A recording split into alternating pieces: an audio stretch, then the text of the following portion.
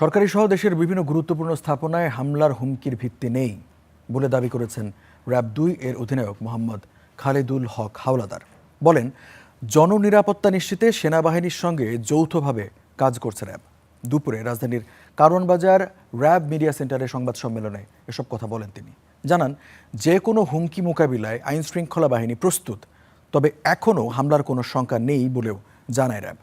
সংবাদ সম্মেলনে জানান, গেল রাতে রাজধানীর বিভিন্ন স্থানে অভিযানে 5 আগস্ট থানা থেকে লুট হওয়া একটি রিভলভার সহ ফোরকান আলী নামে একজনকে গ্রেপ্তার করেছে র্যাব।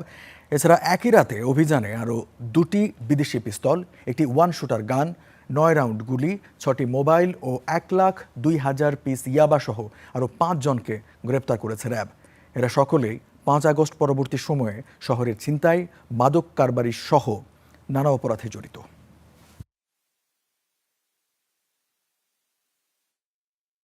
রাজধানীর শাহালি, মোহাম্মদপুর এবং পল্টন থানাধীন বিভিন্ন এলাকায় অভিযান চালিয়ে 3টি বিদেশি আগ্নেয়াস্ত্র এবং একটি দেশীয় একনালা বন্দুক, 37 রাউন্ড তাজা গুলি, 3টি দেশীয় চাপাতি সামুরাই সহ এবং প্রায় লক্ষাধিক ইয়াবা সহ 6 জন আসামিকে গ্রেপ্তার করা হয়।